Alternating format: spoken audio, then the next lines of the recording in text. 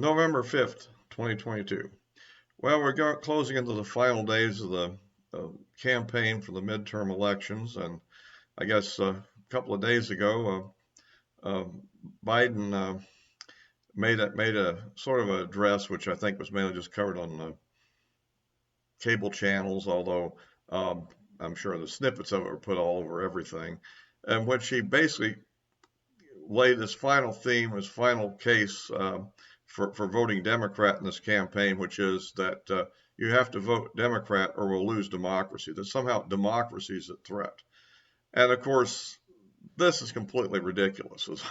I think they've sunk to completely asinine campaign viewpoints. Obviously, the country will continue to have elections regardless of which side wins the election. And the only issue, I guess, would be the degree to which the elections have a degree of election integrity, or the degree to which at the margins they will be somewhat loosey-goosey like they perhaps were in the last election in some areas. Not everywhere, but in a few areas it kind of, I think, was the case and might have actually affected the outcome. I did get suspended from Twitter today for making this kind of a comment, so you got to be very careful what you say about this subject. But at any rate, I just think it's asinine, though, to be saying that democracy itself is at stake in the election. What is at stake is that a rational government is at stake, because we've had 2 years of completely asinine Democrat policies, which have brought about high inflation, high fuel prices, which are only being kept to the level they are now because of robbing the Strategic Petroleum Reserve. So, we're kind of in a mess. And of course, now I hear he's moved ahead with saying he plans to shut down coal plants. This is his next big agenda. And this, of course, is at the same time, of course, they're pushing electric vehicles and actually using electric heat also. Electric heating as opposed to natural gas or fuel oil. Okay, so I think this kind of goes to show the direction that this policy is going. By the way, if you like these videos, again, a like would help out with the algorithm so more people can see the videos. And of course, subscriptions are good. Appreciate them. And so at any rate, but let's get on with this. So that's kind of the essential point I'm trying to make here. One thing on the energy policy, which I think is, while we've attacked the issue of democracy itself and all that, to get into energy policy a little bit, I've been noticing the kind of absurd demands that are being placed on it. I mean, already we certainly have right now, I guess, with the current mix of sources of energy in the grid, in most places, we can provide reliable electricity, although there are areas where we're starting to see brownouts in California at times, and for a variety of reasons, and so forth. But the thing is that too much demand is being placed on the system. When you consider the amount of additional electricity would be necessary in order to replace the current fleet of gasoline and diesel-powered vehicles with electric vehicles, I mean, this would be an absolutely large increase in total electric demand on the system. At the same time, they're trying to get rid of the current fossil fuel sources of energy that we use to produce the electricity while trying to replace it with renewables. And while the renewables, particularly in the form of wind, is somewhat variable because it depends on the amount of wind you get, And so, that you can't rely on wind to be a steady source of electricity. Solar is a little bit better, I think, but still, it has the problem that that you can only generate solar electric energy in the daytime. At night, it goes dark, so to speak. So, but on the positive side for solar, it is a reasonable supplement to be used during the daytime to supplement the demands of industry for energy, and because when people are at work and using electricity for work-related activities, the solar could supplement a base power, but you need to have a base reliable power that's continuous to underlie that, or otherwise you'll have failures. So I think we're trying to do. He's trying to do too much at one time. So regardless of what you think of the motivation, it's just not going to work, basically. And while nuclear energy would be a very good source of energy to be that base energy, it would take several years to actually build the nuclear plants necessary. So at the meantime, we're trying to overload the system with electric vehicles, and at the same time, we're trying to shut down our fossil fuel plants.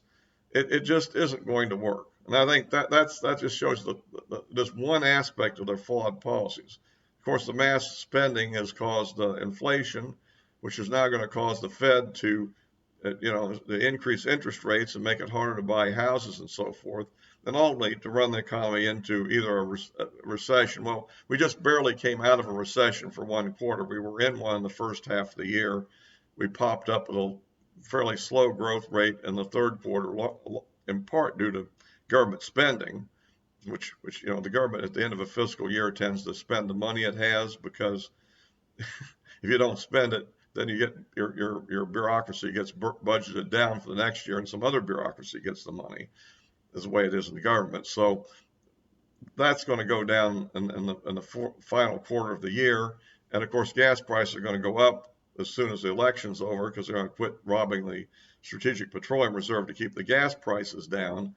And so things are going to turn a little bit negative, I think, in the last quarter of the year, and then into next year for sure, as the effect of the higher interest rates takes hold in the economy. You're already seeing a lot of major companies starting to lay off people, not just Twitter because of the takeover, but other companies like Apple and many other companies are starting to lay off people as well.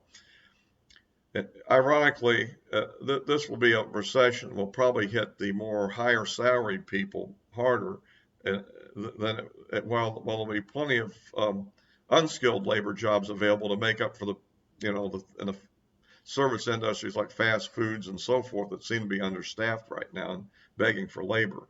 So that's kind of the situation that they're campaigning to maintain, and I think it's kind of a flawed effort. On the issue of the actual election trends, I think that looking at recent polling at the end of the week, they're basically seeing the Republican campaigns for the Senate trending up, and the real clear average for the generic ballot, I think, is around 2.8%, right around 3%. And you still have one asinine Morning Consult registered voter poll in there at -5, but I think that's kind of nonsense. And so if you take that out, you probably would be at 3 for real. And the trend seems to be up on a lot of the Senate races are starting to move up. Now, I noticed the recent polling in Ohio is finally moving up to something reasonable. And I kind of always thought it would, given how strong the gubernatorial candidate is going toward the Republican candidate, DeWine, and I think Vance will take that one. And a lot of the other competitive races are, as I say, in the margin of error, and the Republicans are creeping up in the actual poll numbers. So I tend to think we'll have a pretty good outcome. Just everybody get out and vote, because don't count on it. The more you vote, the more we can drive up the numbers, if nothing else. And so that's kind of that. The Paul Pelosi thing is getting weirder. The recent information that's come out on that suggests that actually that Mr. Pelosi actually opened the door for the police while the burglar was actually there watching him, which is kind of interesting. The burglar came in to hold him hostage with zip ties and threatened him with a hammer, but he was able to call the police and then was able to open the door for the police, and then still managed to move back toward the burglar, who then hit him in the head with a hammer.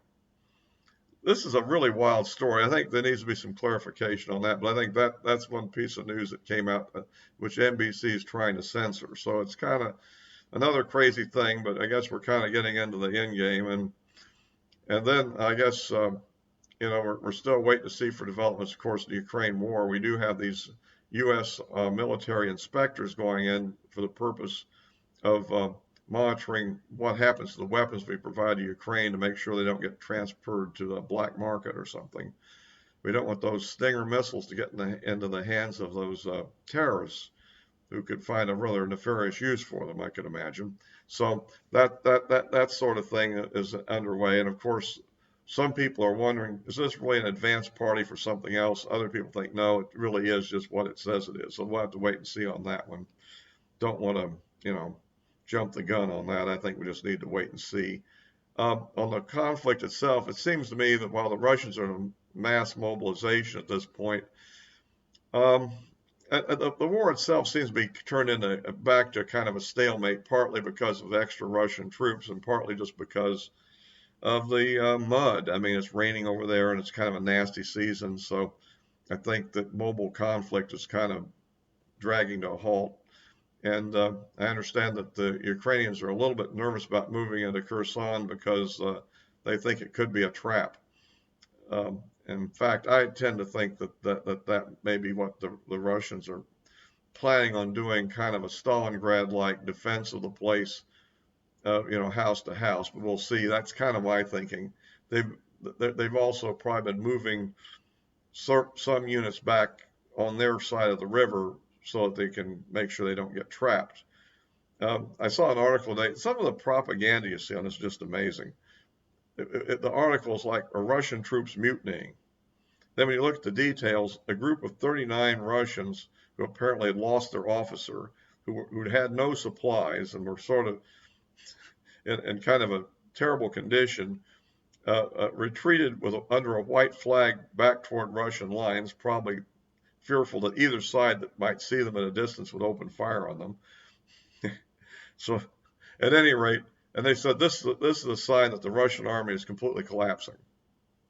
I mean, really, 39 people that lost their officer, that had no supplies. I mean, it's meaningless. But that's the kind of thing that that they keep putting out. So we just don't know.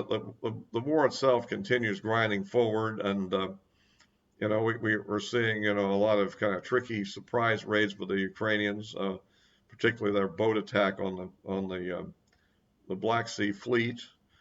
Was kind of a nifty maneuver, and of course that led to some massive missile attacks back on the Ukrainian infrastructure. So it goes.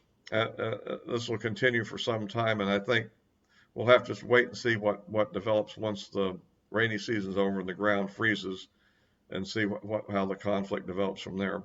So that's something else that's kind of important. So that's kind of a rundown of how things are at the end of the week. But again, getting back to the initial topic, I still think this is a completely bogus topic, that the democracy is at stake.